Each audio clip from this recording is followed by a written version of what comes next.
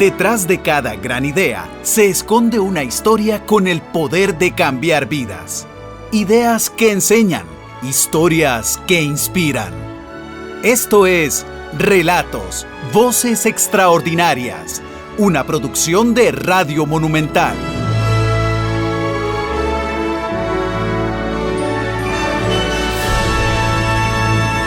Bueno, me llamo Werner Rojas, soy montañista, soy guía de montaña y eso me he dedicado los últimos 40 años de mi vida. Pues bien, mi infancia y mi vida en general la paso en San Antonio de Escazú. Yo soy oriundo de San Antonio de Escazú, de la parte alta de San Antonio de Escazú. Crezco y me desarrollo en un Escazú muy rural, muy diferente al que tenemos actualmente, en medio de gente campesina, con todo lo que los oficios del trabajo de campo que teníamos. Mi papá era un carpintero y albañil y también pues a la vez le encantaba la agricultura. Entonces vivo y me desarrollo en este espacio, en este pueblo, en una zona muy rural y siempre a la orilla de la montaña. Entonces, y ahí vivo, o sea, no cambié, sigo viviendo en este lugar y ahí este desarrollo, estar metido entre el campo. Me empezó en una Semana Santa. Mi mamá me lleva a la Cruz de la Abuelita y es donde empieza, digamos, una primera cumbre. Pero antes de eso, mi papá me llevaba a la montaña. A las tardes él venía y se iba a montear, que le llamaba, o a escuchar los perros. Nunca cazó nada, pero era a escuchar los perros de cacería que tenía. Y yo lo acompañaba algunas veces y crecí ahí, o sea, jugando entre potreros, subiendo los árboles de jocota, níspero, de las frutas con mis vecinos y los chicos. Íbamos a las pozas del río y era nuestro juego todos los tiempos. Las vacaciones eran esas, o ir a coger café en vacaciones para tener algo de plata para poder pagar los uniformes o los útiles del siguiente año escolar. Estuve en la escuela pública San Antonio de Escazú, en la Juan 23, y al colegio no pude ir. Yo soy el mayor soy el mayor de 4 hermanos y único varón. Entonces cuando yo salí de la escuela, mis papás me dijeron: Warner, ¿usted quiere trabajar o estudiar? Yo le dije: me dedico a trabajar. En mi casa había muchas carencias económicas y me dediqué pues a trabajar en construcción, que es lo que hacía mi papá. Entonces ahí empecé como peón y ahí fui avanzando hasta ser albañil y otras cosas, y carpintero. Pero siendo niño, lo digo, crecí y jugaba en los cerros y no, había ahí es donde empieza mi desarrollo, digamos, de mi cercanía con la montaña en ese momento. Bueno, mi aprendizaje en la montaña yo creo que estuvo muy ligada a ese inicio de estar metido con los campesinos. Yo lo he vivido como en 2 o 3 grandes partes. La primera fue ese aprendizaje con la gente de la zona. El campesino tiene una relación directa con la montaña y a raíz de esto pues ha aprendido cosas que se aplican en cualquier aspecto de la vida de la montaña. Por ejemplo, cuando uno estaba, si alguien le decían: si usted se pierde la montaña, no se mueva, quédese quedito. Busque agua, pero quédese quedito, no se mueva. Busque un trillo. Si encuentra un trillo, ve a ver cuál es el trillo. Busque una fila si está metido en una selva. Busque un lugar seguro. Aprendía con ellos mismos a cómo lograr hacer unas cosas simples como un refugio a base de hojas, qué tipo de plantas comer. Uno aprendía con esto que, por ejemplo, de los helechos uno puede aprender a comer las hojas más jóvenes. También que toda palmera que hay en la montaña tiene palmito, por la redundancia, sus hojas más pequeñas, ahí hay palmitos, son partes tiernas. Cómo sacar agua, buscar agua, si no hay, estoy cerca. Entonces son cositas que uno fue aprendiendo, digamos, con ellos, que sin saberlo, en ese momento no lo veía como montañismo, simplemente como algo riguroso y normal de la vida, que uno miraba a la gente del pueblo, o a la gente que vemos en la montaña, haciendo eso. Ya con los años tuve la oportunidad de conocer, yo andaba de montaña, pero andaba con bota de hule, no tenía mochila, no tenía zapatos de caminar como los que hay actualmente, o sea, era otro mundo, porque en ese momento no existía la industria desarrollada en Costa Rica. Un palo pues era un varejón o un bordón de nuestros abuelos para caminar, pero cuando un carajillo no los usaba, estaba muy joven. Pero después de esto tuve la oportunidad de conocer a 3 personas que lo fui conociendo casi muy uno a la par del otro, que me ayudaron mucho a nivel de montaña, que ya siendo más joven, no soy un niño, pero más joven, era Juan Carlos Crespo, Rigoberto Venegas y Gilbert Ondi, que ellos sí estaban metidos ya mucho en la montaña, es gente un poco mayor a mí, la generación que va delante mío, y ellos estaban metidos en montaña. De ahí salió, pasé, gracias a Juan Carlos, de tener unas botas de hule, tener unos zapatos que fueran ya más de montaña, de pasar de un saco andar guindado en la espalda a tener una mochila. Y conocí técnicas, la navegación de mapas, utilización de las cosas básicas de un mapa, y con ellos ya, digamos, di un paso mayor a nivel de andar conociendo montañas, escuchar de otras montañas, técnicas ya de montaña propiamente. Ellos tenían una experiencia por competencias o por estar metidos en Cruz Roja, en rescates, en fin. Fue un proceso bien interesante con ellos que aprendí con muchos años. Y después viene otro tercer bloque, que es cuando de estar metido en este ambiente de montaña con ellos, empiezo a interesarme más en la parte de alta montaña, que es ya la parte de hielo, nieve. Y ahí tengo también la suerte de conocer al guatemalteco Jaime Viñals, que él ya en el 2001 fue que hizo cumbre en el Everest, hace 20 años más o menos, y lo conozco un año después de que había hecho el Everest, y ahí empieza otro proceso de aprendizaje ya para meterme propiamente en alta montaña. Y digamos, son como estos tres grandes bloques, como fui metiéndome en diferentes, siempre hubo personas que me ayudaron a meterme ahí, y creo que es fundamental, siempre hay personas que nos quieren ayudar, pero también es muy importante que uno se quiera dejar ayudar, que no pensar que yo que sé mucho en una materia X, porque podré saber, pero siempre habrá formas de ver las cosas diferentes y poder instruirse diferente. Yo creo que primer aprendizaje con los campesinos era una forma, pero después ya con Juan Carlos y los demás compañeros fue otra forma, y después ya alta montaña fue otro paso, ¿verdad? Entonces ha sido como un proceso, y ahí sigo aprendiendo cada vez más. Mi primera, digamos, expedición, si puedo llamar de esta manera, la tengo clara. Primero hablemos de los procesos en Costa Rica, donde empecé con viajes, y siempre estuve entrenando, para dar en esta parte clara, siempre estuve entrenando. Ya cuando decidí dejar de hacer lo que hacía, que era trabajar en construcción y en otros procesos que estaba trabajando, y dedicarme, ya me metí a Lina a estudiar y ha sacado algunos temas de turismo, entonces decidí ser guía. Y decido hacer ya después segunda expedición. Me voy primero aquí en Costa Rica haciendo varias veces, por ejemplo, Camuc y otros cruces diferentes. Una vez ahí tengo ya más confianza en lo que estoy haciendo, más conocimientos, y gracias a Jaime Viñals, como dije, me invita al primer viaje, digámoslo así, de alta montaña. Eso fue ir a México. Y aquí no tenía el equipo ni siquiera, o sea, un equipo que si ya costaba en esa época conseguir el equipo normal que teníamos para las montañas de Costa Rica, ni qué pensar para un equipo de alta montaña de hielo, donde no tenemos hielo ni nieve. Entonces nos fuimos en México, y ahí, gracias a un amigo español, Aitor, que siempre llegó a Costa Rica, él llegó a Costa Rica, los dos lo conocí, hicimos una amistad, muy buena amistad que aún la tenemos. Y Aitor me presta, él es español, y él me presta un traje de Gore-Tex, que es un traje especial de pantalón.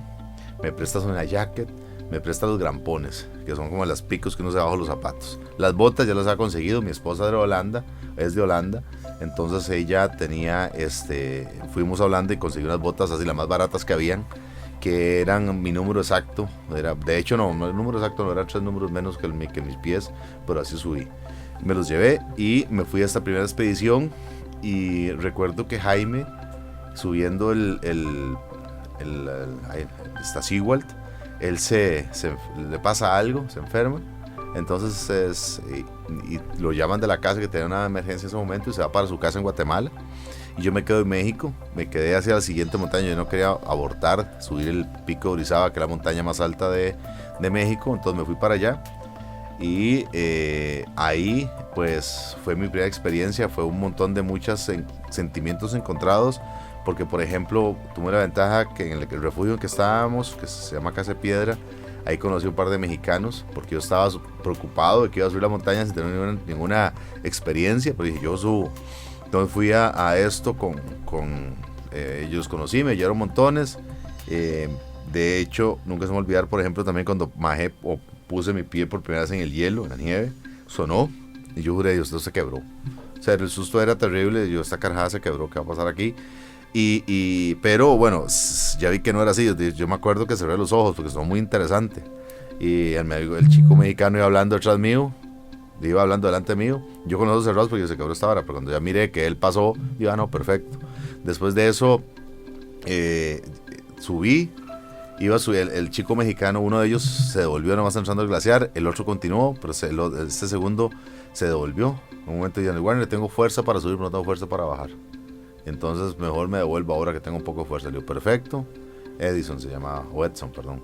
Y él siguió, él se devolvió, yo seguí, sin ninguna experiencia, nada, o sea, era como, ¿qué estoy haciendo? En un momento yo me estaba preparando para Aconcagua, ese era mi objetivo final en esos entrenamientos. Pero ahí me dije, no, yo estoy aquí para entrenar, entonces mejor me voy a volver. En eso empiezo a bajar un puitito y venía otro mexicano que había llegado una noche antes, que era guía, que llegó una noche antes al refugio, y él me hacía señas, que siguiera, que me esperara desde abajo, desde el glaciar. Me esperé, casi me acuerdo que el frío era bastante complicado porque no sé moverse en el frío, es frío, muy muy frío. Llegué, lo esperé como 20 minutos o más, no recuerdo. Él llegó y me dice, ¿cómo se siente? Le digo, yo voy bien. Me dice, no, mi cliente no quiere subir, pero yo quiero subir. ¿Se anima a ir conmigo? ¿Quieres subir? Le digo, yo vengo aquí para subir. Le digo, claro, dale. Y miré justamente un montón de errores que estaba cometiendo. Entonces errores tan simples como que yo iba directo, o sea, subiendo directo en hielo, y se hace igual uno en hielo, montaña con la pendiente, sea cual sea en hielo, arena o potrero, uno puede subir en zigzag. Y cuando él empezó a caminar zigzag, hasta el camino se me hizo más suave. Digo, claro, ¿qué estoy haciendo? Entonces ya llegamos, hicimos cumbre, para abajo me dio técnicas para yo iba caminando muy mal, y me dice, no, póngase de tal manera, ubíquese, y ya me dio más confianza esa forma de pararme y de bajar.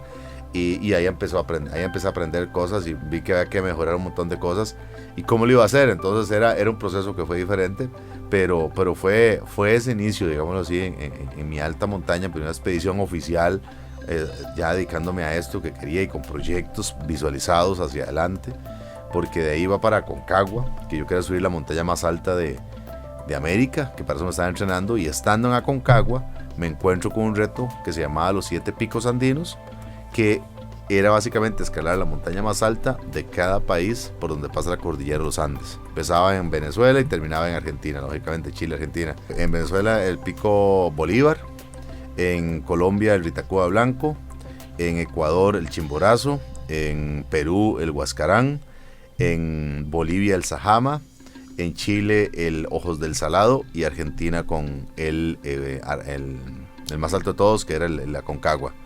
Y todos son diferentes técnicas, y no es que uno llegue y subiera la montaña abajo, sino que para llegar ahí había que hacer un poco de preparación, de entrenamiento, pero sí, esa fue como mi gran escuela, los Andes. A raíz de este proyecto que me lo encontré en una puerta de un hostel al pie de la Aconcagua, era un grupo de brasileños que lo estaba haciendo, y decía 7 picos andinos, o sea, en portugués estaba, y marcaba cuáles eran las montañas que había que escalar. Y ellos lo estaban haciendo, lo busqué en internet, apenas ese tiempo había un poco de internet, logré entrar. Cuando llegué a Mendoza, la Aconcagua fue la siguiente montaña que escalé. Igual fue otro conocimiento interesantísimo, Aconcagua, porque ya era, digamos, más lejos de la casa de Costa Rica, era ir al sur, y en ese tiempo no existían las comodidades que existen ahora de poder hablar un teléfono y enviar un mensaje y contactar a una empresa. Mi estrategia, yo siempre organicé mis expediciones. Ahí fue como que yo no buscaba la parte de turismo, sino que buscaba más bien como la parte más de aventura, de montaña, más pura, digámoslo de esta manera, deportivamente hablando. Entonces yo lo que hacía, por ejemplo, era que escribía o buscaba en internet. Lo que buscaba en internet eran los nombres de los clubes o federaciones de montañismo del país o de la zona. Entonces a raíz que había ahí esto, o había un correo o había una dirección. Entonces en algunos escribía correos, voy para tal lugar, ¿quién me puede ayudar? Pum, ahí me respondían, gente me respondían, o si no, mandaba una carta. De hecho, me acuerdo que a Bolivia no encontraba un correo electrónico, entonces mandé una carta a la dirección que había, y como 2 o 3 meses después me llegó la carta de regreso, tal persona puede contactar, otra carta para allá, y así se fue, y así lo hice. Entonces fui como organizando muchas sus expediciones, conocí personas que me ayudaron un montón, y a crecer como montañista y profesional, y técnicas, pues, y eso pasaron 10, 8 años subiendo y bajando montañas de ese tipo propiamente, ¿verdad? Hasta antes ya decir, voy a ir a los Himalayas. Podríamos, ese primer paso de alta montaña fue México, y siempre voy a ir enamorado del pico de Orizaba, que me dio un aprendizaje, fue mi bautizo en hielo, digámoslo así, de una forma interesante, pero era un reto intenso en ese momento, y que Luis se afrontó. Ya después de eso ya logré ver cómo lograr conseguir más equipo, sea, porque aquí no había. Entonces era, si alguien iba a Estados Unidos o a Europa, ahorraba todo lo que podía para comprarme los grampones, los zapatos. O sea, era una historia. Ya no existía la facilidad ahora, pues, que, ¿cómo se llama? De traer todo por Amazon, por decirlo de alguna manera, o en línea, no se podía comprar nada de eso. Era como, me pruebes a ver si le queda, o sea, de fijo. Entonces era como, era otra dinámica bien interesante en ese momento de montaña. O sea, yo creo que lo que más atesoro de esas primeras expediciones, esos primeros que me marcaron, creo que fue mucho la ilusión de hacer algo diferente. O sea, digo, tenía las ganas de empezar cosas nuevas, de hacer cosas diferentes, de marcar cosas diferentes, y después el aprendizaje que tuve con la gente que estaba ahí. O sea, gente que me ayudó mucho a crecer en lo que yo estaba haciendo, ¿verdad? Porque no era como una escuela X de montaña. También me abrió un horizonte de poder ver cómo quiero ver el montañismo, a qué quiero dedicarme, por dónde lo quiero ver. El montañismo latinoamericano es diferente al montañismo europeo o el estadounidense. O sea, las carencias son muchas. Entonces, ¿cómo logras a partir de esa situación de que las cosas no tienen todos los equipos adecuados, cómo logras agenciártela para que al fin y al cabo estar ahí? Esa parte, después la preparación que tenía, los entrenamientos, la gente que conocí, los lugares que conocí, esos lugares que siempre he dicho que he tenido la oportunidad de conocer lugares que muy poca gente conoce en el mundo. O sea, no lo turístico, es todo lo contrario. Y un poco me marca la idea de que entre más gente hay en un lugar, más me aparto de ahí. O sea, me gustan más los lugares que pocos explorados, pocos conocidos, que nadie me cuente la historia o hacerlo de una manera diferente. Entonces yo creo que ese espíritu de aventura, de conocer, de crecer, de aprender a resolver situaciones, de tener esa ilusión por siempre encontrar algo nuevo, hacer algo nuevo, diferente, es algo que me marcó mucho y que me sigue marcando con la idea de hacer montaña, ¿verdad? Más allá de decir que fui el primero en lograr tal cosa, porque tengo la bendición de ser el primer costarricense en muchas cosas, centroamericano y a nivel del mundo, pero eso no es lo importante. Yo creo que lo más importante es mantener esa chispa viva en lo que uno haga, justamente. Un momento que uno en la vida como que te baja las fuerzas, y yo echaba así, como decimos, voy para atrás y recuerdo mi época de ahí, que creo que me marcaba, y son esas cosas que me marcaron mucho, ¿verdad? Esa ilusión, las ganas de hacer las cosas diferentes, buscar aventuras, buscar retos diferentes. Eso fue una de las cosas que más me marcó y me ha marcado mi carrera de montaña. Entonces, en eso estamos siguiendo trabajando, ¿verdad? Ese salto de continente se dio en un proceso largo. Cuando digo esto es cuando ya iba como a mitad de los 7 picos andinos. Varias personas me decían, y Werner, ya uno escuchaba montañistas en el camino, te encontrabas personas que tenían más experiencia que uno, y le decían, por ejemplo, en Ojos del Salado en Chile, me encontré un señor que le faltaba un pedazo de una oreja y un pedazo de un dedo. ¿Y qué le pasó? No, en Everest, me congelé. Yo, ok. Entonces, no, pero uno ya hablaba con chilenos, o que tienen más cultura de montaña, o argentinos, gente que tiene los Andes ahí, que tiene las montañas. Ya ellos pensaban en Himalayas, y ahí empezó como ese gusanito a dar vueltas. Lo tenía muy claro que no era el buen momento. Yo tenía que sentirme física y mentalmente preparado para decir, ahora sí, tengo las condiciones físicas y mentales para intentar un Everest, por decir algo. Entonces ahí empezó a darse esa vuelta. Fueron 2 años, digámoslo así, pensándolo, y hasta que no termine mi proyecto, los 7 picos andinos, no voy a ir al Everest. Y efectivamente terminé, como decir, un 2 de septiembre del 2011 el proyecto de los 7 picos andinos. Regresé aquí a Costa Rica, lo terminé con Huascarán, era la montaña técnicamente más complicada, y regresé a Costa Rica, y como a mitad de septiembre lo anuncié que iba para el Everest. Ya era como más, lo iba a hacer de esta manera. Entonces ahí sí vino un proceso donde ya me conocía física y mentalmente, entonces qué había que mejorar y cómo voy a prepararme. Entonces ahí empezó un proceso de entrenamientos aquí en los Cerros de Escazú. Siempre digo que pasar de los Cerros de Escazú a los Himalayas o los Andes fue un proceso de mucho tiempo, pero es como muy particular. Entonces me empecé a preparar ahí físicamente, o sea, entrenando con peso en la montaña, corriendo, con bicicleta, con todo esto. Y de ahí ya sí conocía en ese proceso que tuve tanto tiempo, estar subiendo montañas en Sudamérica, como dije, conocí muchas personas. Entonces eran personas que tenían mucha experiencia, que han estado en otros países, y empecé a pedirles opinión a ellos. Por ejemplo, yo nunca he estado, clarísimo que nunca he estado en Nepal o en Asia. Entonces, ¿ahora qué hago? ¿Cómo va a hacer esto? He estado en otros países en Europa por tema de paseo con mi familia, por mi esposa, que es holandesa. Pero Asia, nunca he estado ahí, tema idioma, horarios, un montón de detalles que al fin y al cabo hacen que sea un viaje, sea una expedición, todo detalle vale, en este caso. Entonces ahí me contacté con una persona, estos amigos de Ecuador. Él me decía, andate con tal persona, le preguntaba a otra persona, me decía, andate con tal otra. Entonces me dieron un abanico de posibilidades, entonces ¿cuál es la mejor opción? Y esa mejor opción, lógicamente, tiene un tema económico. Y yo sí, gracias a Dios, en ese momento, una de las estrategias que formé fue darme a conocer con los medios de la prensa, con ustedes, la prensa.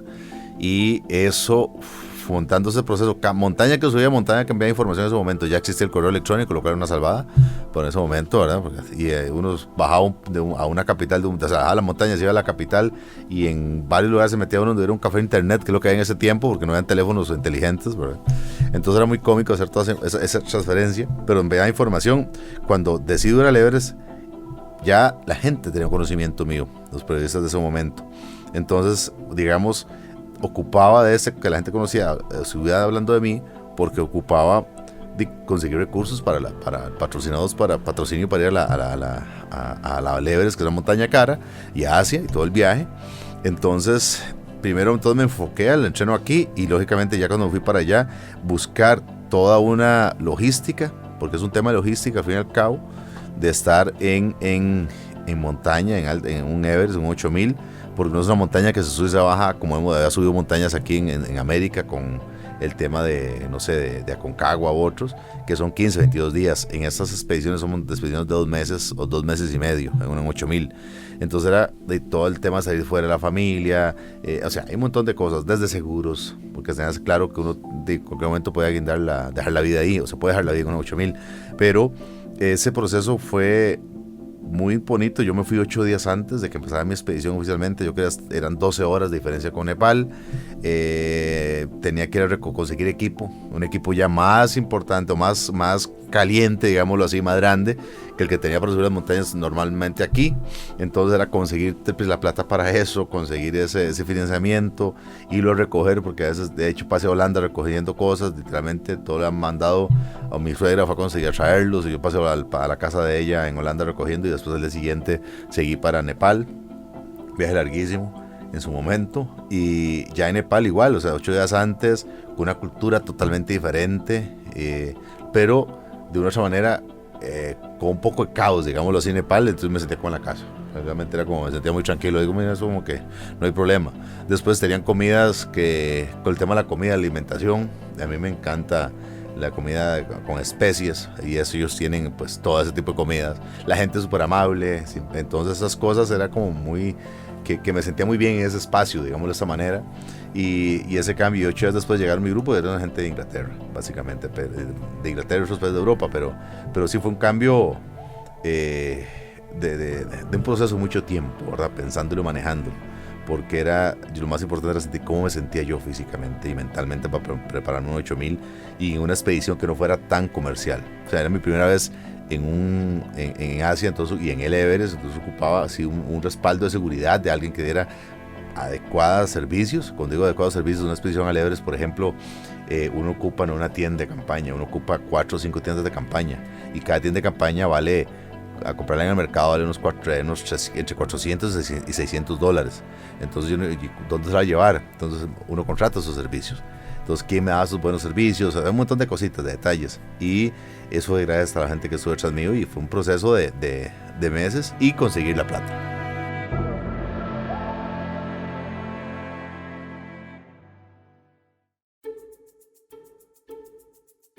Sí, bueno, conseguir el financiamiento para subir montañas es un bien interesante, porque estamos muy acostumbrados a deportes que son muy masivos y que son de una u otra manera pues muy vendibles, ¿verdad? O sea, el fútbol, ciclismo y algunos otros, digamos.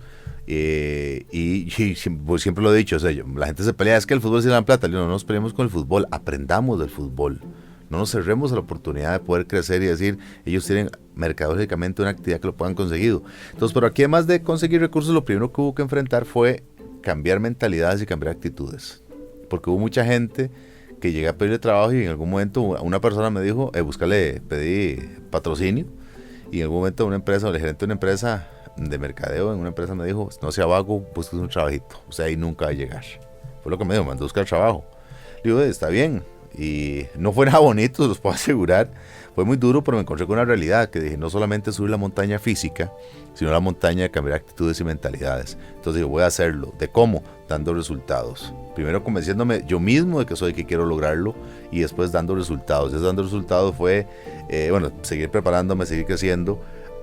Ahí fue donde decidí justamente pues pasar a la prensa en ese momento toda la información, y empecé, la prensa gracias a Dios me dio oportunidad en ese momento y me sigue dando de poder promover esto. Entonces la gente se va metiendo ya como una idea de que esto, pero cuando digo Everest, que fue, o sea, ese primer contacto de estas montañas, uno iba con $2,000, como decía mucho, y eso es pagando los aviones y pagando los gastos que uno compartía allá, y nunca gané, digamos, plata con eso nunca gané, ¿verdad? Simplemente era para pagar mis expediciones, y yo vivía de mis tours, de mis caminatas que hago acá. Entonces me iba, y cuando yo me quedé en casas de amigos, a veces alguna vez me quedé en algún hotel que no llegaba pero ni a una estrella, no era como pico de estrella lo que uno llegaba a poder meterse, ¿verdad? En fin, pasaron muchas cosas, pero siempre era como gente que me dejaba en su casa, que eran montañeros, muchos de ellos, y que sabían las peripecias que uno pasa. Entonces, ahí me fui creando ese nombre, llega el Everest, y ahora sí, ¿cómo levanto de octubre del 2011 a febrero del 2012? ¿Cómo levanto? En ese tiempo creo que eran como $42,000 que ocupaba. Ahora sí, ¿cómo lo levanto? Ya, uno, tenía el nombre. Y dos, tenía un grupo de amigos, lo más importante, un grupo de personas que se apuntó conmigo a hacer el trabajo. O sea, tenían contactos y fue a tocar puertas. Y ellos iban conmigo a las reuniones, y así creo que fue ese respaldo de estas personas, porque uno en la vida no hace las cosas solo. Las hace porque hay un grupo con uno trabajando, que lo impulsa, que lo jala, que lo da para un lado para el otro. Siempre es así. Solo no hacen las cosas. Y este grupo de personas me ayudaron y estuvieron conmigo ahí todo el tiempo buscando los recursos, y recuerdo que todavía faltando menos de un mes, 22 días, yo no tenía la plata. Se ha hablado con una empresa en su momento, la más importante que tenemos en ese momento, ya había hecho una buchaquita de dinero, pero no faltaba un montón. Entonces ahora sí, ¿qué hacemos? Y me acuerdo que faltando 22 días, o menos, una semana, algo así, me dieron noticias, sí, ya la tiene. Entonces ahora busca, hay un montón de trámites para sacar la plata, ¿verdad? Yo me acuerdo que saliendo yo para Nepal, o sea, mañana salía y hoy en la noche estaba depositando plata para que llegara a la cuenta y mi esposa me la mandara a Nepal, haciendo pagos, o a Inglaterra, creo que era una empresa inglesa, que yo iba para Nepal y ella mandando las transferencias internacionales para pagar esto. Entonces fue una historia bien estresante, porque yo sí esa última parte de ese periodo del Everest no me pude dedicar a lo que yo quería, que era entrenar al full. Yo no llegué al 100% de mis capacidades físicas, pero me desgastó mucho. Creo que fue un desgaste bastante grande, pero fue gracias a un montón de personas que estuvieron ahí y que creyeron en que yo podía lograr esto, que se fueron conmigo. Y en ese momento sí la prensa se volcó definitivamente con el proyecto, y sí, a nivel de imagen la gente tuvo muy buenas, las empresas tuvieron muy buenos réditos, pero fue gracias a un trabajo de conjunto de personas que estaban conmigo, y voy a decir la prensa que estuvo ahí a tiempo, y las historias para tratar de mandar información de allá para acá para la prensa, eso sí era, no es como ahora, eso era casi pedirle a Dios. Lo que faltó fue mandar un fax, nada más, pero fue muy interesante también ese proceso, pero fue muy estresante, fue un proceso de muchos años, porque fue cambiar actitudes y mentalidades de las personas. Está escuchando Relatos con el montañista costarricense Warner Rojas. Ese recorrido para llegar al Everest, o a la cumbre del Everest, es un proceso bien interesante. Desde que uno llega a Katmandú, la capital, yo decidí irme por la cara sur. Hay dos formas de subir, por la cara norte y la cara sur. Yo decidí irme por la cara sur porque en ese momento era políticamente más estable y era más fácil, accesible entrar por ahí. Entonces me voy por acá y llego a Katmandú. Como dije, es una ciudad diferente a la que tenemos, cultura diferente, horarios diferentes. Ahí se están 8 días. y después ya nos vamos, y ahí empieza, apenas sale uno de Katmandú, ahí nos reunimos con mi grupo de gente que voy a conocer, estamos en un hotel donde nos reuníamos, preparábamos equipo, a ver qué pasa si faltaba algo, había que sacar los permisos, en fin, a preparar la parte de preparación de logística básica que era el equipo, pequeñas directrices que se daban. Y como por ejemplo uno trabaja en una expedición, me acuerdo de la reunión de grupo que hicimos ese meeting, digámoslo así, ese primer grupo nos reunimos y era 3 pilares fundamentales que hay que trabajar en una expedición, y se trabajan siempre en una expedición a 8000. Uno es la seguridad, evaluar siempre el tema de seguridad. El segundo es evaluar el disfrutar las cosas, que uno tiene que, como igual en la vida, tiene que disfrutar lo que se hace. Y el tercero, la comunicación. Y ahí la tenía complicada porque todos esos señores hablaban inglés británico, y yo me gastaba un inglés que vienen que vacilón. Pero bueno, ellos tenían claro esa parte, y yo siempre les pedí, por favor, si yo no entiendo, repítanme. Yo ocupo entender, porque yo no quiero ni fracasar, ni menos una situación de peligro. Y ellos le dijeron muchísimas gracias. Claro que lo iban a hacer y lo hicieron. Son 2 meses y medio de expedición, ¿verdad? No es que subí, bajé y me vine, sino que es un proceso que ya empieza con estas primeras reuniones. Después de ahí se toma un vuelo y ahí empieza la aventura vacilona, porque uno toma un vuelo en una avioneta de 24 personas, digámoslo así, y va a aterrizar a uno de los aeropuertos más peligrosos del mundo. Es un aeropuerto, se le puede llamar así, a una pista de aterrizaje de 600 metros de largo, contra la pendiente de la montaña, o sea, va para arriba. Ahora tiene asfalto, hace muchos años era el lastre, ¿verdad? Entonces pero ahora tenemos esa bendición. Entonces uno sabe esa pista y uno más o menos la va viendo en el avión allá cuando se ve, y dice uno, sí, que estos más sepan hacer su brete. Pero uno no se da cuenta tan real cuando vas a aterrizar. Cuando uno está arriba viendo, dicen, carajo, por ahí entré y por ahí salió uno, pero que realmente era como bastante bien intenso el asunto, muy divertido. Pero bueno, uno se llegaba ahí. Nunca se me va a olvidar que tenía una muchacha ahí que nos repartía como 2 confites. Y yo, mira vos, de la hermosa del lugar. Pero bueno, ahí va. Llegamos ahí. El ambiente en el aeropuerto es un desorden para todo lado. Es una pista pequeñísima, no hay como cada estructurado. Y de ahí uno empieza a caminar de Lukla, que es donde se llega al aeropuerto, hacia el campo base del Everest. Son más o menos 65 kilómetros. Y esto se hace, y uno empieza a caminar a 2.800 metros, como decir, la altura del volcán Poás, baja un poco y después empieza a subir. Y está hasta 5.360 metros, es lo que está el campo base del Everest, por la cara sur. Y esto hace que uno tenga que ir muy poco a poco subiendo. O sea, los días uno dura aquí en alturas en que vivimos en San José, podríamos estar hablando que esos 65 kilómetros se pueden hacer en 2 días máximo, y un ultramaratonista lo hace en un día. Podríamos haciéndolo uno, se hace en este lugar hay que hacerlo en 10 días. ¿Por qué? Porque pasamos desde esa altura hasta 5.500 metros, 5.300 metros.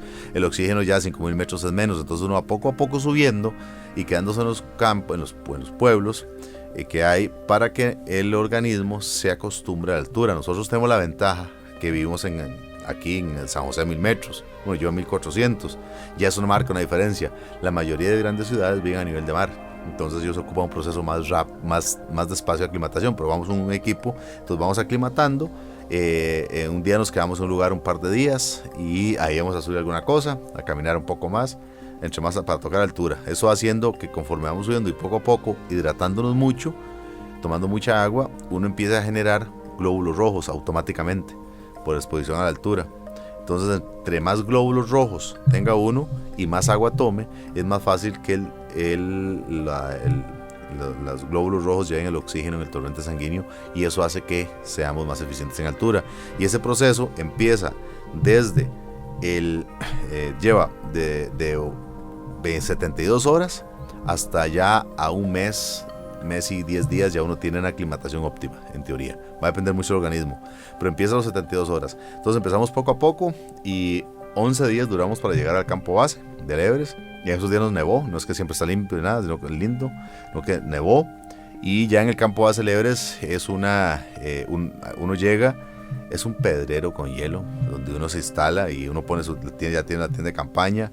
Ahí uno mete una tienda de campaña que es tan gruesa como la blusa o la camisa que uno tenga puesto, la tela. Es especial para, digamos, para tormentas y un poquitico térmica, se puede llamar así. Por ahí el tema térmico es bien complicado porque las temperaturas en el campo base todos los días a las 6 de la tarde era estar a menos 20 grados. Eso es, para tener una idea de lo que es 20 grados, menos 20. La refrigeradora en la casa donde se hace hielo está entre menos 13 y menos 7. Y el campo base a las 6 de la tarde estaba entre menos 20 y menos 7. O sea, era más frío que estar metiéndose en el congelador de la casa de la refri, ¿verdad? O sea, de hielo, para tener una idea es eso. Entonces uno llegaba ahí, se instalaba una tienda de campaña donde uno duerme en un colchón de centímetro y medio, inflable. Ahí tiene su bolsa de dormir o sleeping, como se llama en inglés, y uno se mete a dormir. Y ahí está, y ahí empieza después de estar ahí un par de días. Se hace una presentación con los Sherpas, ahí nos conocíamos con los Sherpas, quiénes eran y todo.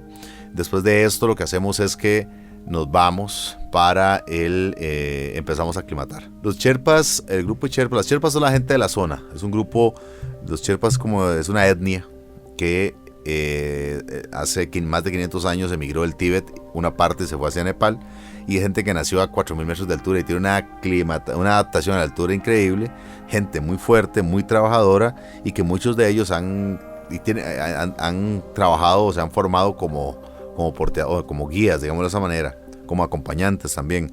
Pero algo interesante de ellos que tienen ahí un tema que son las castas, eso nunca lo entendí. Entonces, si vos naciste en una casta baja, por más que la pulse, nunca llega a la casta de arriba. O sea, no importa tenga plata, pero usted sigue en una casta baja, o sea, es ahí como pobre. No sé si pobre, no, la palabra no es adecuada, pero nunca vas a poder salir de esa pobreza social que te metieron por haber nacido en esta casta, y no sé cómo funcionan, pero es, digamos, de esta manera, nunca puedes salir de ahí. Es muy interesante el tema de ellos, pero de gente siempre súper buena gente. Entonces uno llega y está con ellos, y hay un grupo especial que está con uno, que son los porteadores, digámoslo así, y que nos presentamos. Hay un grupo que está en la cocina, son cocineros, o sea, todos tienen un trabajo ahí. Éramos 7 expedicionarios, éramos 7 personas que básicamente éramos 4 ingleses, una persona un franco-italiano, uno de Irlanda del Norte y mi persona. Entonces nos llegamos, nos presentamos y empezó 2 días después de esto, empezamos ya los siguientes ascensos, que era subir de campo base a campo 1, a 6.000, de 5.300 a 6.000 metros. Ahí empezamos a subir porteando. O sea, portear es que tenemos que los campamentos bases, los campamentos de la montaña no están montados, sino que uno tiene de ahí del campo base para arriba, hay que montarlos. Entonces uno ayuda, nosotros echábamos, repartíamos el peso. Por ejemplo, esto porque era una expedición no comercial. Una expedición comercial te lo montan todo. Nosotros llevábamos, por ejemplo, una parte de la tienda de campaña, llegábamos arriba, la montábamos, dormíamos ahí, pasamos una noche a 5.000 metros, 6.000 metros, bajábamos al campo base y después subíamos otra vez al día siguiente, y hacíamos, siempre lo hicimos subir y bajar.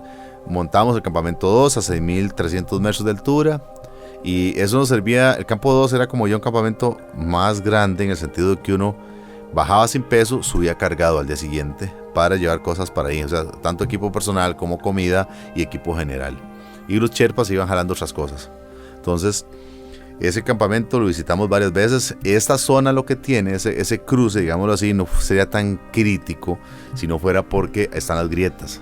En las películas que hemos visto donde hay grietas que se caen y que pasar, es en esta zona. Entonces, una zona que todos los años cambia, se le llama la cascada del Combú, y se le llama así a esta cascada porque es una masa de hielo que se mueve entre 80 centímetros y 1,20 m todos los días hacia abajo. Entonces se va como desboronando. Entonces va poniendo esas cosas, pasa por escaleras, hay bloques de hielo gigantes, en fin, es bien estresante hasta cierto punto esta zona. Y es como que en ciertas partes hay que tratar de ir lo más rápido posible, solamente que cuando uno empieza no está suficientemente aclimatado, eso es agotador. Ya conforme va pasando, el cuerpo asimila más el estar a la altura, y uno, en teoría, la buena teoría dice que una buena aclimatación va hacia eso, o sea, son más rápido. Entonces uno, me acuerdo que la primera vez que pasamos de campo base a campo 2 duramos 5 horas. Al final yo estábamos haciéndolo en 3 horas 20, una cosa así fue lo que duramos. Entonces ya notaba que uno físicamente iba respondiendo mejor. No es que uno se cansara, sino es que simplemente lo hacía más rápido.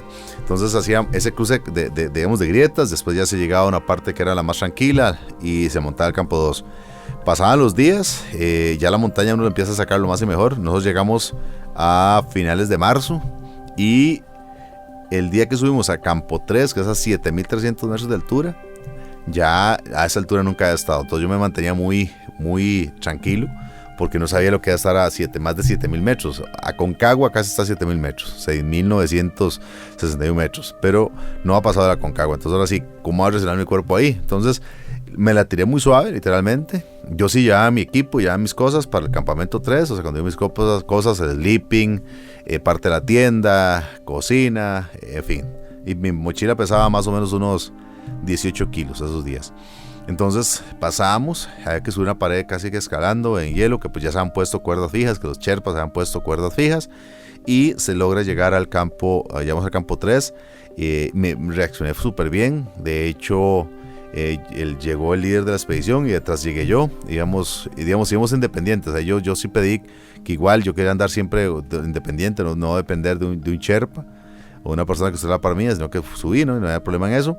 Llegamos y ahí pasamos una noche, y esa noche sí fue muy, muy fría, porque estamos a 7.000, es más frío, entre más alto más frío. Entonces, y quería ver cómo iba a reaccionar mi cuerpo a 7.300 metros. Entonces, y uno se paraba y sí, la pendiente era increíblemente, o sea, fuertísima. Uno miraba el campamento 2 muy lejos, en fin, y uno miraba y la cumbre ni se miraba, ¿verdad? Entonces era como, ahora que vamos hacia acá. Ya era 5 de mayo, nunca se me va a olvidar que cuando estuve en ese campo 3 fue ya en mayo. Llevamos un mes de estar subiendo y bajando, y ya se notaba la aclimatación, iba muy bien. Nada más esperábamos que el clima cambiara, porque realmente el clima estaba mal, muy mal. No había ventanas de buen tiempo. Una ventana de buen tiempo quiere decir que en ciertos días de entre mayo, junio, mayo, o abril, finales de abril y todo mayo, se abren días de que no hace viento, o el viento es menos. Entonces cuando uno intenta subir la montaña, pero en esa época no se estaba dando, entonces estábamos varados en el campo base o en el campo 2. Yo hice un momento, bajé al campo base, bajé a un pueblo a descansar para tener más oxígeno. El descanso fue ir a 5.100 metros, ¿verdad? Que sí notaba la diferencia, como estaba expuesto a 7.300 metros, bajar a 5.000 era como que tenía todo el oxígeno del mundo. Mi cuerpo lo sentía así. Ahí me encontré con unos españoles, era muy rico poder hablar en español, el mismo idioma, que era un amigo, que me hice muy buen amigo, Jesús Morales, que es mi compañero de montaña actualmente, mi cordada en alta montaña en los Himalayas. Y Jesús, hice muy buena amistad con él. Estuvimos ahí como 4 días en el pueblito, y después ya subimos y nos dijeron, ok, hay buen tiempo, vamos a intentar cumbre a partir del 20 de mayo. El 20 de mayo hacemos cumbre. Dijimos, ok, nos vamos. Y nos alistamos, ya físicamente todos estábamos bien, aclimatados, el clima lo permitía, nos vamos. Pero resulta ser que nosotros llegamos al campo 2, ya hemos planeado que un grupo de Sherpas se fuera. Nosotros salíamos hoy en la mañana, un grupo de Sherpas ha ido un día antes. ¿Por qué? Lo que íbamos adelantando es que ellos llegan a un campo y avanzaban un campo más. Nosotros llegamos al 1, ellos ya iban para el 2. Si nos llevamos al 2, ellos iban para el 3. Si nos llevamos al 3, montaban el 4. Ellos se iban a encargarse de montar el campamento 4. Entonces llevamos nuestro equipo, y ok, perfecto, pero resulta ser que en el campo 3, no estamos en el campo 2 y los Sherpas en el campo 3, cuando está a las 5 de la mañana, no me acuerdo qué día fue, pero a las 5 de la mañana nos llegó una noticia de que había una avalancha y que un Sherpa a nosotros casi lo mata, una avalancha. Entonces hay que rescatarlo. Empezamos a buscar, nuestro amigo y yo, buscamos quién nos podía ayudar, un doctor o un enfermero, alguien, porque ocupamos rescatar al compañero y que alguien nos mirara, un Sherpa. Y nadie. Ahí conseguimos a un doctor que no sé dónde apareció, pero apareció. El líder de la expedición, David Hamilton, agarró y se fue con otra persona del grupo de los líderes. Se fueron hacia arriba a topar a los Sherpas que venían bajando la persona, que estaba muy mal, para llevarle morfina, inyectarle morfina para evitarle un poco el dolor, que estaba precisamente muy mal. Y nos fuimos. Esto duró desde las 5 de la mañana hasta la 1 de la tarde, más o menos. Que a la 1 de la tarde, a las 12, se logró bajar la persona. Se metió en una tienda de campaña grande que había otra empresa de unos argentinos, y ahí se les dio esa atención primaria, y como a la 1 logró subir un helicóptero. Hubo buen clima, llegó un helicóptero hasta 6.200 metros y evacuó al Sherpa. Pero el grupo de Sherpas estaba muy afectado. El chico, porque los Sherpas como grupo social es muy interesante. Ellos, lo que le pasa a uno le pasa al resto. Son muy unidos. Entonces, y además esta persona era un compañero de ellos y familiar de algunos. Entonces, el grupo estaba muy afectado anímicamente, en Sherpas llorando, y nosotros estábamos muy agüevados porque era un chavalo joven que tenía 2 hijos, de 7 años el mayor. Entonces era como, puña, qué duro esto. Y no sabíamos si iba a vivir o no. Entonces fue un bajonazo muy anímico, muy grande, que no nos permitió avanzar. Entonces todo se suspendió. Al no avanzar, lógicamente no podíamos montar los siguientes campamentos. Entonces era como, ¿ahora qué pasa? ¿Verdad? ¿Qué va a pasar? Y al día siguiente que pasó esto, nosotros nos fuimos a reunir con todos, los grupos de Sherpas, el líder y nosotros, escaladores. La decisión final fue, después de varios ratos de intentar hablar, de estar hablando, la decisión fue regresarnos al campo base. No había otra, porque ya nos daba tiempo por lo programado. Habíamos atrasado 2 días. Entonces esto, si nos atrasamos 2 días, iba a entrar un mal clima. Entonces, nos devolvimos. Dijimos, puña, qué mal. Y ahí fue, a mí sí me entró un poco la depre, digámoslo así, porque fue muy... Yo había sido designado por el líder de la expedición de ir de primero. Yo era el más fuerte de mi equipo. Entonces el que tenía más posibilidades de hacer cumbre era yo. Y me ha enviado con el Sherpa más fuerte, que era un tipo Migma, que se llama él. Este Sherpa ha subido al Everest unas 18 veces. Hace un montón de veces. En ese momento era la segunda persona con más ascensiones al Everest. Y por muchos años fue la segunda. Iba a ser el primero, pero desde el 2014 para adelante decidió, porque su esposa le dijo que había visto mal algo, entonces decidió no volver a subir. Entonces, pero bueno, en ese momento estábamos designados de esta manera. Y cuando dijo esto, que hay que regresar al campo base, literalmente la expedición se acababa. Fue muy duro, pero la decisión era esa. Había que respetarla. Era el líder de la expedición y era en beneficio de la salud de todos. Y nos regresamos. Había un montón de gente intentando cumbre ese día. Iban subiendo desde el campo 3 al campo 4, no lo miraba. Y uno con lástima de no estar ahí, pero entendiendo perfectamente por qué no estar ahí. Entonces regresamos. Al día siguiente lo primero que hice fue ir a preguntar por la gente que ya estaba en campo 3, que ya había intentado campo 4, perdón, que había intentar cumbre. Y ya habían varias cumbres, se están reportando varias cumbres de esos equipos. También se empezaba a ver un caos en el campo base, porque se estaban reportando ya muertes, gente o muerta o perdida. Entonces empezaron a ver temas de gente fallecida. Y ese año que yo estuve murieron 11 personas, ese año. Era como una tragedia bastante grande. Ese día en la tarde llegaron 2 buenas noticias. O sea, en medio del caos que había, llegaron las noticias de que el Sherpa nuestro no se moría, estaba despedazado, pero no se iba a morir, y que una segunda ventana de buen tiempo se abría entre el 24 de mayo al 26 de mayo. Y dijimos, vamos para arriba. Y ya lo que hicimos fue como que nos volvió el alma al cuerpo. Nuestro amigo estaba vivo, no se iba a morir. Y entonces decidimos salir hacia la cumbre el día siguiente, que fue el 23 de mayo. Llegamos al campo 2. El 23 de mayo llegamos al campo 3. 23 de mayo llegamos al campo 3 a 7300. El 24 de mayo salíamos a las 5 de la mañana y llegábamos al campo 4, 8000 metros a las 12 del día. Llegué yo junto con un compañero y ahí descansamos esa mañana de 12:30 hasta las 8:30, que nos descansamos. Yo estaba alistando agua y ese tipo de cosas y comer. Estaba alistando comida junto con mis amigos, compañeros de carpa, de tienda. Y a las 8:30 nos levantamos, nos alistamos. A las 8 nos empezamos a alistar. En realidad a las 8:30 estábamos afuera. A las 8:40 de la noche empezamos a subir hacia la cumbre del Everest. Se sale de noche porque uno tiene que regresar a ese mismo lugar al día siguiente del que salió. Por ejemplo, si salíamos hoy a las 8 de la noche, tenemos que estar ahí mañana, máximo el mediodía, porque el clima a partir del mediodía empieza a cambiar, y una tormenta que lo agarre uno afuera de la tienda de campaña, lo mata. Entonces hay que bajar lo más rápido posible. Entonces salimos a las 8:40 de la noche, ya nos poníamos en marcha. Era de noche, íbamos subiendo, y ya a las 5 de la mañana, cuando estaba amaneciendo, llegamos a la cumbre sur. Cuando llegué a la cumbre sur, estaba frío, ya ahí no sentía los dedos de mis pies, estaba más o menos a 40 grados bajo cero. O sea, estaba bien fresquito el lugar. Y de ahí lo que seguía era una travesía por un espacio muy angosto, donde hay guindo a un lado y guindo al otro. Había que escalar lo que se llama el Hillary Step, o el escalón de Hillary, y se seguía por una pendiente poca, pero se seguía hasta llegar ya propiamente a la cumbre del Everest. De la cumbre sur a la cumbre principal tardé como 1 hora, más o menos. Antitos de las 6 de la mañana, a las 5:53, 55, estaba parándome en la cumbre del Everest, justamente. ¿Qué se siente cuando está en la cumbre del Everest? Es bien particular, por un tema de que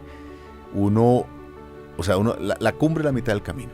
Y el 80% de personas que mueren en el Everest es después de hacer cumbre, no cuando llegó a la cumbre. Porque dieron todo para llegar ahí y ya no tienen fuerza para bajar. Entonces yo tenía muy claro que esa era la mitad del camino, entonces estaba como muy concentrado en lo que iba a hacer. Yo no quería quedarme ahí. Yo lo que sí llegué, y cuando paraba ahí era como, no me lo creía muy bien, creo que me lo creo más ahora y disfruto más estando abajo y contándolo que estándolo de arriba, porque como uno está tan centrado, en el caso mío, no hay euforia, no hay nada de esto. Sí me sentía muy orgulloso de ser costarricense, de decir que sí se podía, a pesar que me han mandado a buscar trabajo, ¿verdad? Más de una vez, pero que sí se podía y que había que lucharlo, hay que darle. Y la sensación de estar ahí, de ver el mundo, tenía el mundo a mis pies, pues, o sea, de ahí para abajo está el planeta, básicamente, el punto más alto del mundo.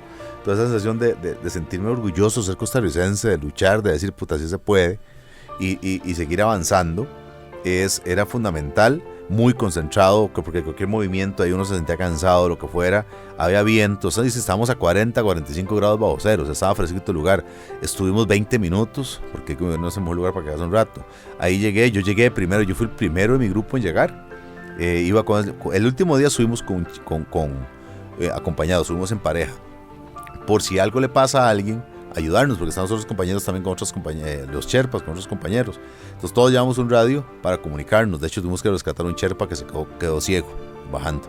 Pero el tema es que yo llegué primero, estuvimos ahí, me abracé con mi compañero, con mi Sherpa, nos felicitamos mutuamente, tranquilos, no mucha emoción, porque es muy... Cuando no hay euforia, está uno cansado, realmente está cansado, tenés toda la noche a escalar, toda la presión que significa llegar arriba, incluso no creerse, decir, mira, puta, es que estoy en el punto más alto del planeta, es verdad, lo logré, o sea, pero, ¿qué siento? O sea, no hay orgullo, pero esto no significa que pueda presumir o que pueda decir, se logró, sí, es un buen logro, un gran logro, y ahora sí hay que empezar a tomar en cuenta la bajada porque está peligrosa, no había llegado a la parte alta, cuando ya venía analizando lo que hay que bajar, ¿por dónde?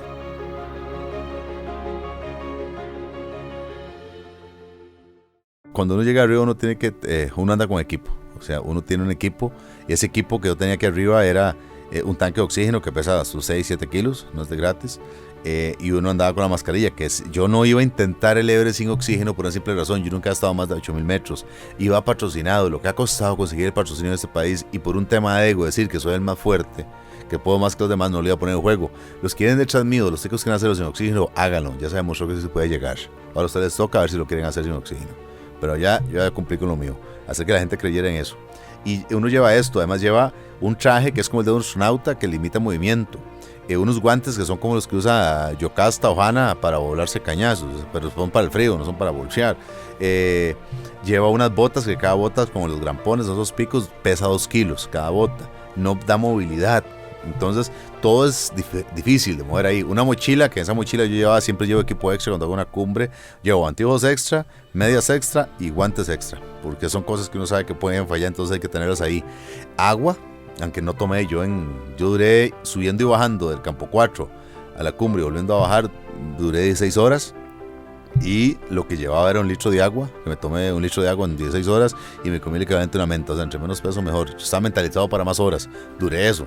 Dicen que lo hicieron rápido, yo, bueno, y rápido es relativo aquí, pero uno lleva este equipo, un casco, un arnés, ese tipo de cosas es lo que uno lleva en este lugar, y la mochila, como digo, es fundamental la mochila donde lleva todos los banderines de los patrocinadores y algo de comida, pero es como eso lo que uno lleva en este lugar, forrado de pies a cabeza para evitar el frío, digo, son 45 grados. Yo no sentí los dedos de mis pies, yo no los sentí como por 8 horas. Yo dije, se me va a congelar. Y más o menos el dedo gordo, el pie izquierdo, digamos, tuvo una pequeña microcongelación. Pero era eso. Pero bueno, es lo que hay que hacer y es lo que uno anda en esta parte. Llegué en compañía de este amigo Mingma, este Sherpa, que él hacía su cumbre número 18. Yo hacía la número 1. Entonces llegaba por ahí y fue muy interesante porque te das cuenta definitivamente que uno en la vida no hace las cosas solo. O sea, siempre tiene que ser apoyado por alguien, ¿verdad? Y también hubieron chistes, pasaron cómicos, porque estando en la cumbre del Everest, yo iba con unos teléfonos que no funcionaron, mi cámara no quiso funcionar, unas que llevaba, y alguna que tomé un rollo que nunca lo revelé, puede estar. Pero el tema es de que estoy parado en la cumbre, me pide el Sherpa que le tome una foto, porque también hace constancia, porque él era el que tenía una cámara que sí funcionó, una cámara pequeñita, que a él sí le funcionó, entonces le tomo una foto a él, y me toma la foto a mí y después le va a tomar la foto a él y estoy tomando la foto a él, termino de tomarla cuando a la par mía oigo que me dicen, Warner, Warner. Y yo simplemente cerré los ojos y dije, estoy muerto. San Pedro me está llamando. Definitivamente uno se muere y no se da cuenta. Y tuve el valor, no sé cómo, abrí los ojos, porque yo me palmé, o sea, aquí morí. Y abrí los ojos y era un amigo de Ecuador que venía por acá al norte y me lo encontré en la cumbre del Everest. Dígame que encontré uno conocido en la cumbre del mundo. O sea, no es normal. Yo no sé si abrazarlo o tirarle un empujón, porque el susto que me metió, yo le dije, madre, te acabo de ver como a San Pedro, weón. Puta, me mataste el susto. O sea, nadie me imaginaba que me iba a encontrar a alguien conocido en la cumbre del Everest. O sea, fue muy lindo, pero en el momento cuando él me dio la espalda, dije, San Pedro me está llamando, ¿verdad? Entonces fue muy cómico, me abracé a él, le tomé un par de fotos y ya estuvimos ahí 20 minutos, llegaron mis otros compañeros, bueno, había llegado uno y estaba esperando esos dos y empezamos a bajar. Fue muy dura la bajada porque fueron 6 horas para bajar y ahí en el camino se encontraba uno con los cadáveres de gente que antes ha muerto 8 días antes o 5 días antes que había intentado la cumbre. Realmente cadáveres que se quedan ahí. La gente que ha escuchado esto de que la gente muere en el Everest, se quedan cadáveres, es verdad. No todos se quedan. Había uno que rescataron, un cuerpo, pero había otros que estaban ahí que se momifican por el frío y se quedan ahí. El viento no los arrastra, digámoslo así, porque quedan en un lugar que estaba ahí. Y vi cuerpos frescos y cuerpos de hace algunos años. Era bien, o sea, hemos pasado subiendo cuando los vimos, pero es real que estos se encuentran allá y simplemente uno lo que trata de hacer es tomar. La montaña no matan decisiones. Y es tomar las decisiones más acertadas para no quedarse ahí. La verdad que es esa ahí. Y eso fue como unas cosas. O sea, bajar de ahí de la cumbre del Everest fue hasta cierto punto complicado porque había gente subiendo y hay una parte en que se hacen como embotellamientos de personas.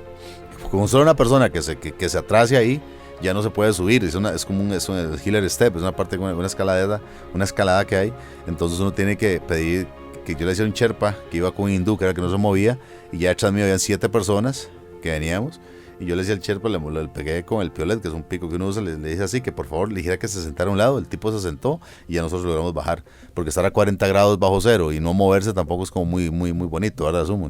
Bajamos de ahí, ya, ¿no? Listos para abajo y llegamos al campamento. Cuando íbamos llegando al campo 4, el líder de nosotros estaba bien cansado. Nosotros llegamos, yo lo que hice fue empezar a tomar agua para hidratarme, buscar comida. Bueno, no comí, pero hidratación, era más, uno busca hidratarse, se metía la comida a fuerza. Pasamos una noche ahí más. Eso sí, yo siempre recuerdo que desde que salí hasta que regresé al campo, desde el día que empecé a caminar, hasta el campo 3 hasta la cumbre, bajar y regresar, tuve casi 40 horas de no dormir, es lo que teníamos, más o menos.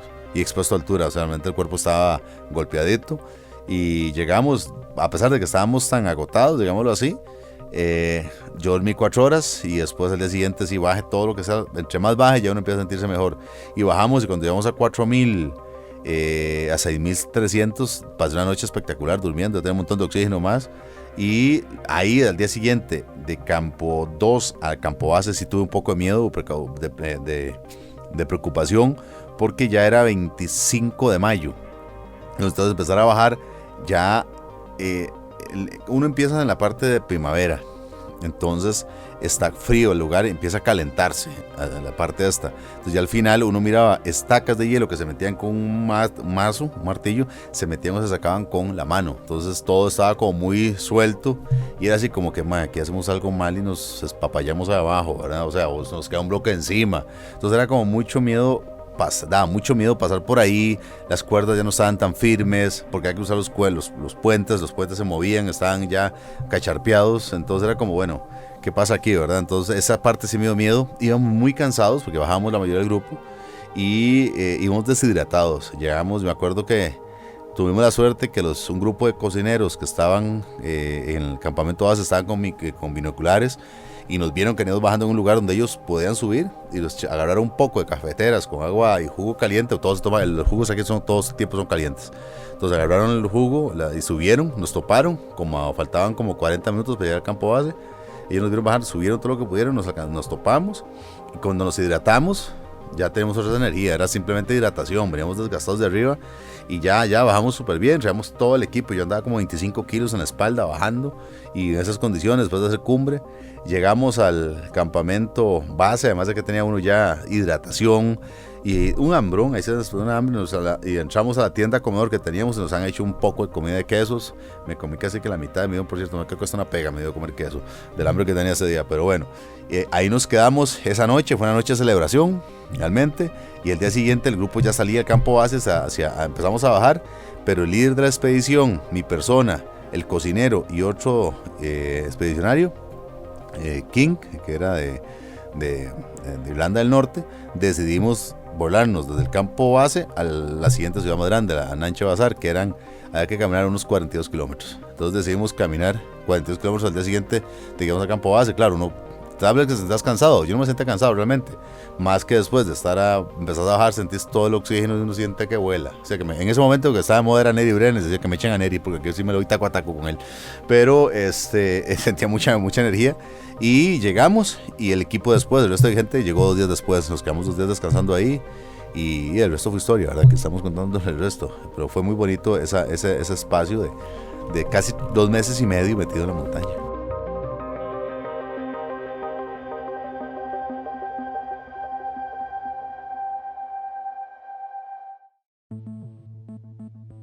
Pues bien, ¿qué hace uno como montañista después de subir el Everest? Bueno, siempre hay montañas a escalar. Yo creo que lo más importante es que uno es montañista. O sea, no subo montañas por subir el Everest. Yo subo montañas porque esa es mi pasión, mi forma de vida. Entonces, sí, subí el Everest y dije, bueno, ahora creo que quiero volver a los Himalayas, a subir a otras montañas de 8.000 metros. En el mundo hay 14 montañas superiores a los 8.000 metros, donde el Everest, la más alta, está a 14, ¿verdad? Y lógicamente el mundo. Entonces, decidí entrar a subir a otras montañas en Nepal. Empecé un proyecto también de hacer esas cosas diferentes, vuelvo siempre a decirlo. Entonces me embarqué en un proyecto que se llamó Los Volcanes Más Altos del Mundo, que muy pocas personas están metidos allá, realmente casi en confines del mundo, que básicamente en Sudamérica, en el desierto de Atacama. Y subí un montón de montañas por ahí que muy poca gente ha subido, incluso igual de Centroamérica o las de América, muy poca gente. Entonces por ahí me puse a hacer esto, pero uno siempre tiene montañas que escalar, ¿no? Entonces yo me propuse, o sea, voy a seguir escalando. Una parte interesante que es que de una u otra manera entré a una zona de confort, muy bonito, reconocimiento público, entonces eso hizo como que entrara como que carga, que vacilón, y no me quise entrenar más ni hacer su propósito de montaña. En eso duré 2 años hasta que un día dije, ¿sabe qué? Lo mío es subir montañas, de ese carajadas y sigue subiendo montañas. O sea, entonces ahí es donde empiezo a tener proyectos y de ese tipo de montañas. Fui a Nepal otra vez a escalar, con otro 8.000 que no lo logramos, me enfermé bastante feo con un tema de diarrea, y hoy hace 2-3 años abandonamos la expedición, ya no podíamos, el clima no funcionó, pero bueno, era otra montaña ahí. Y no, he seguido escalando, sigo muy activo, como digo, los problemas de estos 8, las montañas más, ¿cómo se llaman? Los volcanes más altos del mundo, que son 10, no los he terminado, pero ahí va.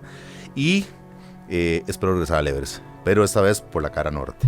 No subí por la cara sur, y ahora quiero volver a ver por la cara norte en el 2023, que es lo que quiero hacer, esta parte.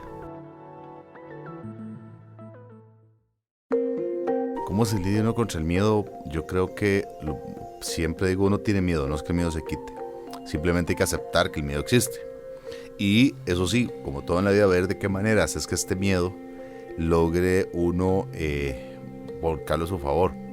Ahora, ¿esto cómo se logra? Creo que es un proceso de años de estar haciendo las cosas, de conocer que existen estos riesgos, pero sé que existen. Entonces, ¿cómo logro yo minimizar estos riesgos por medio de preparación, de formación? Entonces, no sé, ¿qué te digo? Yo, por ejemplo, uno de los miedos que daba más grandes era cruzar escaleras, por decirte algo, como decir algo, cruzar escaleras que no tiene que usar las grietas de estas escaleras. Entonces mucha gente se paralizaba. Entonces yo lo intenté hacer desde previo. Ya, sí, no es muy recomendable a aquella persona que tiene problemas de vértigo que no vaya, ¿verdad? Porque no es el lugar para tener problemas de vértigo. Pero sí, uno es como prepararse, irse preparando, irse aceptando que hay miedos, que esa situación existe. El cuerpo uno lo va acostumbrando llevándolo a exigencias. Cada vez que vas madurando de esta manera, porque empezás de un pico blanco que costó mucho un momento, ahí vas poco a poco subiendo la dificultad. Esas dificultades están dando ciertos retos que tienes que irlos afrontando, y eso haciendo que vas madurando en ese proceso.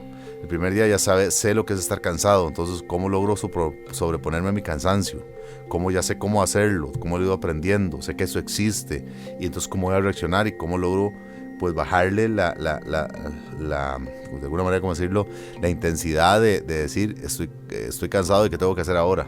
Tal vez tengo que parar, tengo que descansar 10, 20 minutos, o tengo que esperar más. Pero entonces uno se va conociendo y se va preparando. Y eso te va dando la fortaleza mental para ir avanzando, porque te vas dando cuenta que te da más técnica, más conocimientos, y eso hace que aumente tu confianza, porque tengo las herramientas adecuadas para poder afrontar situaciones difíciles. El miedo es normal que exista, hay que aceptarlo. Todos y todas le tenemos miedo a algo, a un temblor, a un huracán, a una cucaracha, a una araña, a la suegra, al suegro, no sé, todos le tenemos miedo a algo, y está bien, está permitido. El tema es cómo afronto yo esos miedos. O sea, saber que están ahí y cómo busco, qué herramientas busco para afrontar esos miedos que todos tenemos. Y eso es normal, o sea, todo nos pasa. Pero uno sabe que está ahí, entonces ya algunos tuve que pasar algo parecido, entonces ¿qué hice? Y me estoy preparando de otra manera. Entonces por ahí creo que es mucho esa preparación mental hacia las situaciones. O sea, yo por ejemplo me preguntaban, ¿y no te dio algo cuando ves gente muerta? Y yo, mira, no, o sea, lamentablemente yo vi personas fallecidas, pero había un tema emocional, no era nada mío. A mí me tocó ver morir a mi abuela en un momento, a mi papá en otro, y darles asistencia a ellos. Y gente que en ese momento me enfoqué, porque tenía las herramientas para poder apoyar a alguien que está infartado, en el caso de mi abuela materna y mismo mi papá, tratar de ayudarlos. Entonces me enfoqué en esa parte, y emocionalmente la gente dice, son mis seres, toda una vez los vi. Y tener que asistirlos me dio la madurez necesaria para cuando vi personas que no estaban en la montaña fallecidas, que no las conocía, no sentir o no desconcentrarme en lo que estaba haciendo. Y no es que no sintiera nada por ellos, que quede muy claro, simplemente es que era gente que emocionalmente no estaba pegada a mí. Yo no tenía miedo, simplemente lamenté de que habían fallecido, pero apegados a mí no tenía ni nada conmigo. Entonces yo los miraba por este lado, por lo menos traté en ese momento de decir, no son nada mío, no siento nada por ellos, avance y haga bien las cosas para no quedar como ellos. Simplemente toma decisiones adecuadas. Yo creo que en la vida es igual, o sea, uno tiene que perder los miedos, hay que avanzar, hacer bien las cosas para saber que eso existe, y como vuelvo a repetirlo, si hay miedo, todos tenemos miedo a algo, y es aceptar lo que existe y cómo busco las herramientas para superar esos miedos. Desde puede ser psicólogo, lo que uno quiera, pero buscar las herramientas. La gente que me quiera seguir, yo tengo las páginas de Instagram de Warner Rojas, no me acuerdo qué más, pero lo buscan como Warner Rojas, en Facebook igual, y en YouTube, que ahora estamos tratando de hacer un canal de YouTube. Hemos estado ahí, pero dando consejos también de cosas de montaña, cosas para que la gente que tanto camina ahora pues logre pues preparar adecuadamente lo mejor posible. Y nosotros, en mi caso, yo hago una empresita que desde hace años que se llama Pico Tours, que también se puede encontrar en Facebook e Instagram bajo ese nombre, Pico Tours. Entrenamos personas, ya no solamente es ir a caminar, sino que es un tema más de formación para retos que quieran realizar. No sé, si quieres subir chiripol, lo ayudamos a prepararse desde mi experiencia, que puede ayudar, cosas tan simples como escoger bien la mochila, cómo preparar un palo de caminar, cómo amarrarse unos zapatos, ese tipo de cosas. Los preparamos y siempre estamos en Escazú, en San Antonio de ahí, en la parte alta de Escazú. Entonces entrenamos en estas horas, son caminatas cortas, los de 3 semanas, y los fines de semana son caminatas de 4 o 5 horas, y en eso estamos preparándonos. O sea, es lo que me dedico a hacer. Salimos fuera de Costa Rica también, los últimos años no por tema de pandemia, pero vamos generalmente al Campo Base del Everest, a Kilimanjaro. Este año, si todo sale bien y avanzamos bien con el tema de la pandemia, tanto aquí como en España, quiero ir a llevar un grupo con mi amigo Jesús Morales a hacer un trekking en la parte de los Pirineos españoles, catalanes. Entonces siempre estamos haciendo cosas y entrenando. Entonces por ahí ando. Y ya a nivel mío, pues igual, a nivel de Warner Rojas como tal, yo les pido sí que me puedan seguir tal vez en Instagram, en Facebook, porque ahora empezamos este camino hacia el Everest 2023, que voy por la cara norte. Entonces la idea es que ocupamos mucho esa ayuda, que la gente nos apoye en esta parte, y los invito a que sí, que nos acompañen en Instagram, que ahí estamos dando fotos de lo que hacemos, de entrenamientos, lo que es Instagram, las redes sociales, ¿verdad? Y también pedirles a todas las personas que quieran saber algo, que me lo hagan llegar para poderles aportar o ayudar en diferentes cosas que pueda ayudarles a ellos, ¿verdad?